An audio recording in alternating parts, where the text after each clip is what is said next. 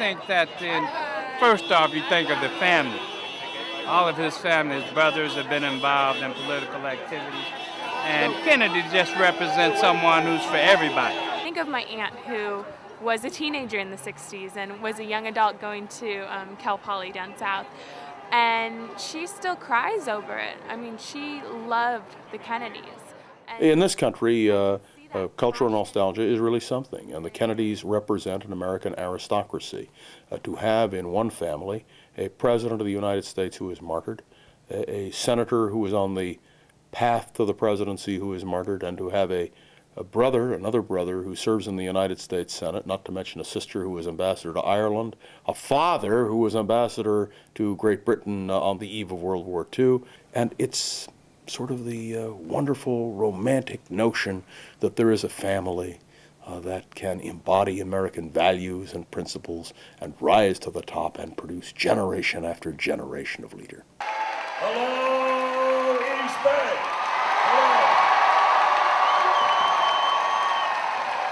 Hello. Endorsements never matter. They just don't matter. They carry very little weight. The reason is that in the end people vote not for who you're for, they vote for who they're for. Once we had a president who made people feel hopeful about America and brought us together to do great things. Today, Barack Obama gives us that same chance. If anything, curiously enough, I would say Caroline Kennedy's endorsement will have a larger impact than Senator Edward Kennedy, because Caroline Kennedy carries no baggage. She is the daughter of the president. She is the last of the Kennedy children. We were following an era where we needed to grow and develop and change, and we had civil rights at that time. This was so important. There's an age gap, there's a generation gap of people who really remember the Kennedys.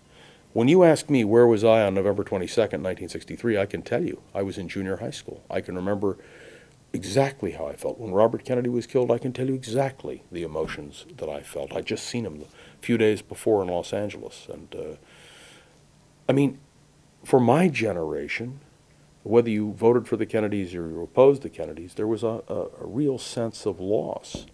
But for younger people who have no memory of the Kennedys, except the myth that exists. And maybe that's the point. Maybe what Obama gains from this endorsement is that that generation has been yearning for such a leader. And maybe younger people are yearning for it too. And I think the qualities that Obama has just reminds me of that era. I was not born at that time, but just listening to stories passed on from my mother and father, my grandparents. But what he did was that he lit a torch. He started a spark. It's that same feeling, that same energy, that same tone. And what was symbolic about Ted Kennedy getting involved, while John F. Kennedy lit the torch, he passed the torch. Their family passed the torch to Barack Obama, to the next generation, to carry it and to move this country forward. People always tell me how my father inspired them. I feel that same excitement now. Barack Obama can lift America and make us one nation again. She said that he has the same charisma, the same dramatic impact that her father had. That it's passing the torch, did you hear them say it, to a new generation. Where does that come from? John F. Kennedy's inaugural address, January 20th, 1961. Barack Obama brings a tremendous excitement. You can see the electricity when he speaks before a crowd. And you can see how people respond to him. And younger people do respond to him. This is a man who has inspired a younger generation, without any question.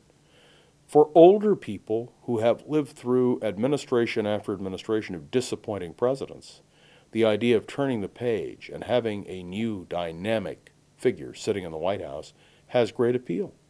So Kennedy projected this sense of dynamism. The fact, by the way, that Kennedy was quite ill with Addison's disease, was taking cortisone shots, and was not in the best of physical health, obviously, just didn't resonate with the American people. In fact, we weren't told about it. It was sort of a deep, dark secret.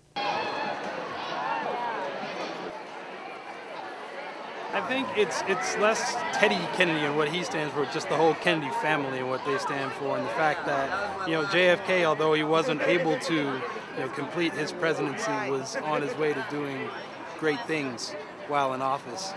I'm probably falling for the myth, but I I can see it in my aunt and how much she loved him. Well, there is a myth. I mean, we want to idealize our heroes, but it is very real. The man, then Kennedy, and the man now Obama. It's very. Do you remember your first love? Your first love is a myth. It really didn't exist, but in your mind it did. Most people know very little about Obama. They know very little about who he really is, where he comes from, what his background is, but they choose to believe that he represents hope. Hillary's problem, in a nutshell, is that she's too familiar. We know everything about her. We know every scandal. We know every wart. We even know what her husband has done.